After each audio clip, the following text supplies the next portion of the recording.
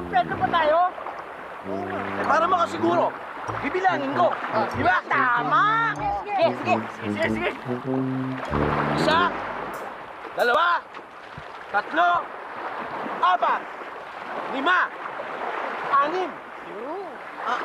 Anim? Eh di ba pito tayo? Oo. Ha? Ano yan? Sino yung nawawala? May nawawala. Ako may nawala nga. Ako, baka nalunod? Ako, teka. Sandali. Bibilangin ko muli. Baka nagkamali ka lang ng bilang. Sige.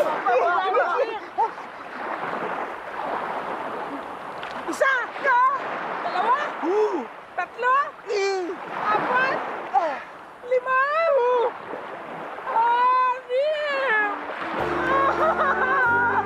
Anim na lang tayo. Baka nga nalunod. Kaya naman, baka nahuli.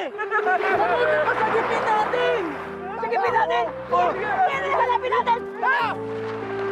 Isa, dalawa, tatlo, apat, lima, anim. Naku! Kulang talaga tayo ng isa! Paano nang gagawin natin? Hindi na talaga tayo kumpleto. Ang mainam siguro, ipagdasal na lang natin ang kaluluwa ng isa pa nating kasamang nawawala. Kung sino man siya at nasaan man siya, naway maging maligayang kanyang kaluluwa.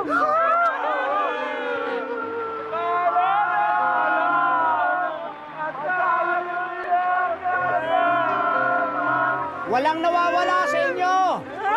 Walang nawawala! Isa! Dalawa! Tatlo! Apat! Lima! Anim! Pito! Himala ng langit! Kanina, 6 kami pagkatapos maligo. Ngayon, 7 na kami pagdating ninyo! Salamat po!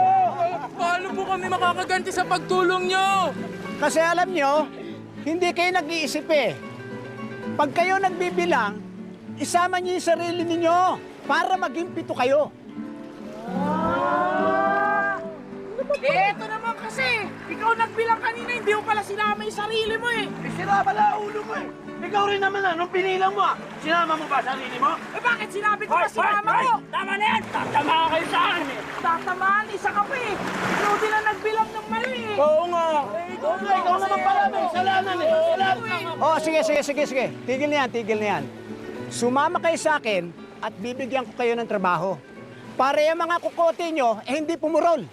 Halina kayo. Halina. Salamat! Hoy! Saan kayo papunta? Dito! Sabi ko sumunod kayo eh. May dala kayo kutsara eh! Sige, halina kayo. Eh, kala namin papakilala nyo kami ng trabaho eh! Kaya nga pala, ako si Tano.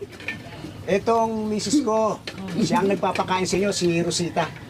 Ngay, gandang araw po. Oye, magpakilala naman kayo. Kaya nga pala, Ako po si Juan. Juan po kung tawagin.